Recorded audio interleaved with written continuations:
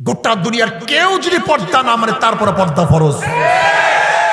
বর্তমান জমানায় বর্তমান নামধারী ইসলামের কোন নেতাদের অবস্থান থেকে ইসলাম ছাড়িও না। পর্দা কি? যদি গোটা দুনিয়ার কেউ পর্দা না মানে,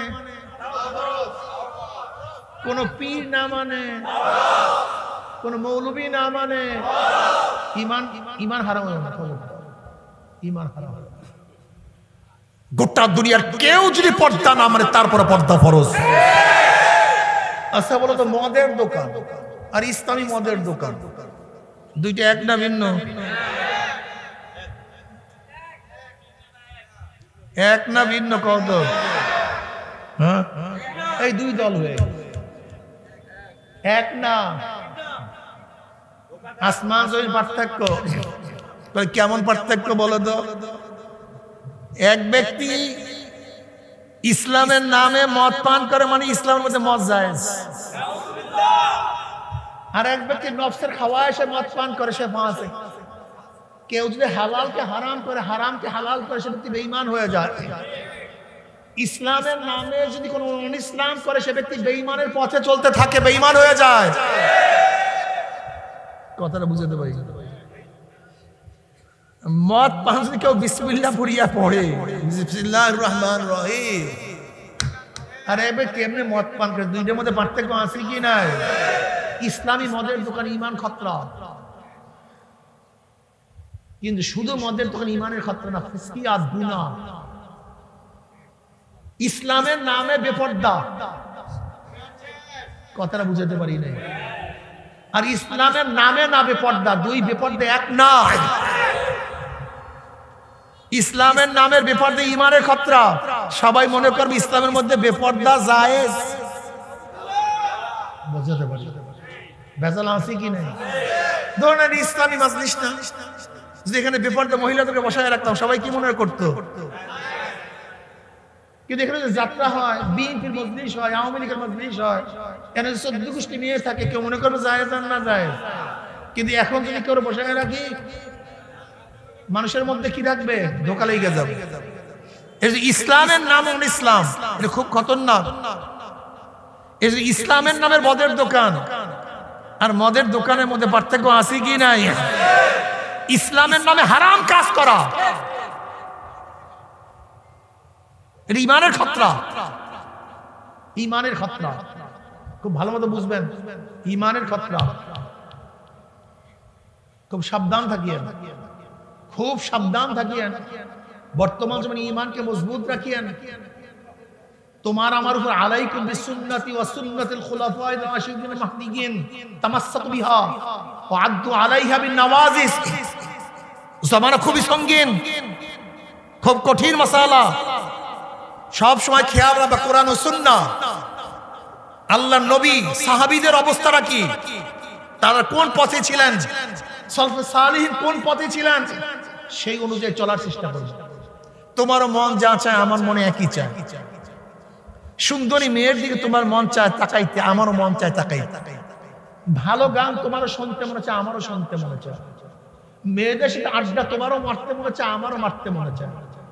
চুরি করিয়া বড় টাকার মালিক তোমারও হইতে মনে চায়, আমারও হইতে মনে চায়। বিশ্বাস আছে?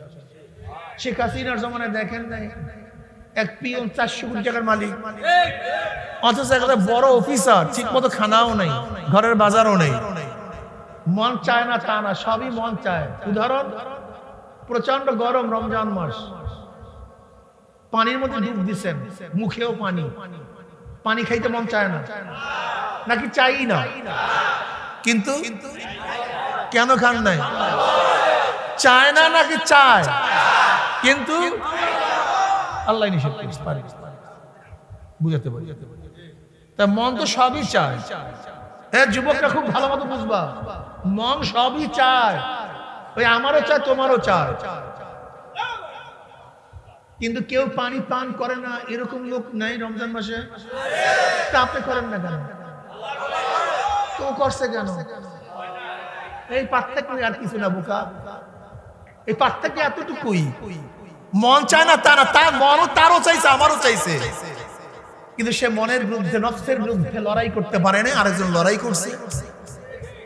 যে লড়াই করছে সে জিতছে, যে লড়াই করে নাই সে হারছে। আচ্ছা বলেন তো, শিক্ষিত হওয়া ভালো না মূর্খ হওয়া ভালো? সবাই কি একমত? শিক্ষিত হওয়া ভালো না মূর্খ হওয়া ভালো? তা শিক্ষিতের সংখ্যা বেশি না মূর্খ সংখ্যা বেশি? সবাই বলে শিক্ষিত হওয়া ভালো, কিন্তু মূর্খ সংখ্যা বেশি হবে কেন? এই মাসালা একজন জিজ্ঞাসা করছেন? শিক্ষিত হওয়া ভালো কিন্তু কষ্ট করতে হয়, মূর্খ হওয়া খারাপ কিন্তু কষ্ট করতে হয় না। এবার আসেন, ময়লার মধ্যে পোকা জন্মাইতে কষ্ট করতে হয় না, কিন্তু মাছের মধ্যে পোনা জন্মাইতে সাধনা করতে হয়। জমির মধ্যে ফসল ফলাইতে সাধনা করতে হয়, জঙ্গল ফলাইতে, হ্যাঁ, পড়াশোনা করতে সাধনা লাগে, মূর্খ থাকতে, বালাখানায় উঠতে সাধনা লাগে, জেলখানায় থাকতে।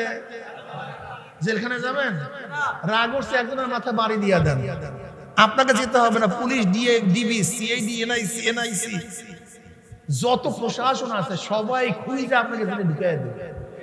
কিন্তু বালাখানায় উঠতে বহু সাধনা। জান্নাতে যেতে সাধনা লাগে, জাহান্নামে যেতে সাধনা লাগে। জান্নাতে যাইতে, জাহান্নামে যাইতে। জাহান্নামে যাইতে চাও?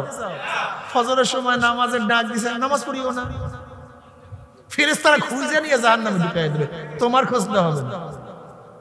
জোহরের সময় দোকানদারি করবা, নামাজ পড়বা না, তোমার জাহান্নামে যাওয়া লাগবে না, পুলিশের মতো ফেরেশতারা খুঁজে তোমাকে জাহান্নামে ঢুকাই দেবে। আসরের সময় খেলবা, হ্যাঁ খেলো, ফেরেশতারা খুঁজে তোমাকে জাহান্নামে ঢুকাই দেবে। বিশ্বাস হয় না রে পাগল। ওয়া আম্মা মান খাফা মাকামা রাব্বিহি ওয়া নাহান নাফসা আনিল হাওয়া ফা ইন্নাল জান্নাতা হিয়াল মাওয়া। নফসের বিরুদ্ধে করিয়া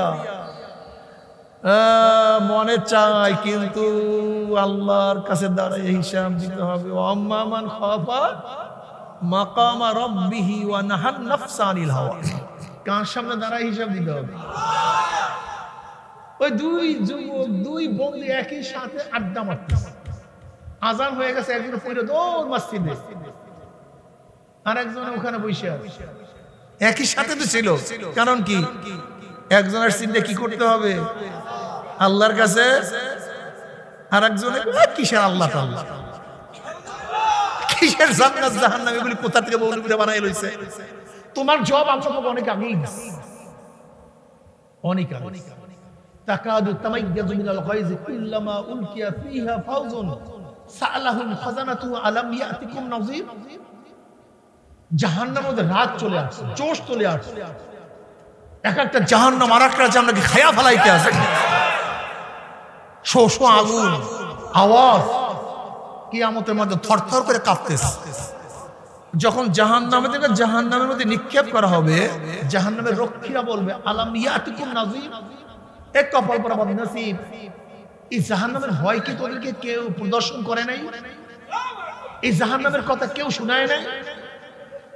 তোরা কি জাহান্নাম সম্পর্কে জানতি না? কেউ তোদেরকে জাহান্নামের কথা বলে নাই? আলাম ইয়াতিকুম নাযীর, কোন ভয় প্রদর্শন করে তোদের কাছে আসে নাই? কলু বালা, ওই জাহান্নামের হাসছে, বহুত আসছে, বহুত উলামায়ে কেরাম শুনাইছে। চরমনে আল্লাহর কুতুবরা বয়ান শুনাইতে শুনে দুনিয়া থেকে বিদায় হয়ে গেছে। তার সন্তান অনেক বয়ান শুনেছে, আলাম ইয়াতিকুম নাযীর, হাসছে তো। কলু বালা কদ জানা নাযীরুন ফাকাযযাবনা, আমাদের কাছে ভয় প্রদর্শন করে আসছে, কিন্তু আমরা মিথ্যা মনে করতাম। ফাকাযযাবনা, কি মনে করতাম? এই কোথার থেকে মৌলবীরা জান্নাত জাহান্নাম নিয়ে আসছে, আখিরাত কিয়ামত নিয়ে আসছে, পুলসিরাত কোথায় কি কিছু দেখি না? ফাকাযযাবনা, আমরা কি মনে করতাম? জোরে বলে, এগুলো কিচ্ছু না। ফাকাযযাবনা ওয়া কুল্লা মা নাযালাল্লাহু মিন শাইইন ইন আনতুম ইল্লা ফি দালালিন কাবীর। আল্লাহ পাক কোন কোরআন নাযিল করেন, কোন নবী নাযিল করেন, কোন কিচ্ছু বলেন না। এগুলো সব মৌলবীরা নিজেরা বানায়া সানায়া পকেট ভারী করার জন্য, ভয়টাই দেখাইয়া, হাদিয়া তোফা নেয়ার জন্য এইসব বানায়া বুনায়া আমাদের কাছে পেশ করছে। ফাকাযযাবা কুল্লা মা নাযালাল্লাহু মিন শাইইন ইন আনতুম ইল্লা ফি দালালিন কাবীর। এই মৌলবী বহুত বড় গুমরাহির মধ্যে আছে, ভুলের মধ্যে আছে। এই মৌলবী দাড়ি কাটিয়া 70 বছরের বুড়া 40 বছরের যুবক সাজার মাথা পায় না। এই মৌলবী সুদ ঘুষ খাইয়া রাতারাতি ধনী হওয়ার মজা মৌলবী পায় না। এই মৌলবী 5-7 পরি আপ টু ডেট হওয়ার স্বাদ মৌলবী পায় না। এই মৌলবী মেয়েদের সাথে আড্ডা মারার যে মজাটা কি বুঝেই নেই মৌলবী। এই মৌলবী দুনিয়ার ক্ষমতার স্বাদ এই মৌলবী বুঝে নাই। এই মৌলবী বহুত বড় গুমরাহির মধ্যে আছে। ওয়াকুলনা মা নাযালাল্লাহু মিন শাইইন আনতুম ইল্লা ফি দালালিন কাবীর। কি আমার কথা কোরআনের কথার সাথে মেলে কি মেলে না? এখন নাফরমান বলবো ক্বালু লাউ কুননা নাসমাউ আও নাআকিলু মা কুননা ফি আসহাবিস সিরাহ। আফসোস, আফসোস রে, যে তাদের কথা শুনতাম, তাদের কথা মানতাম, তাহলে কঠিন জাহান্নামে আসতে হইতো।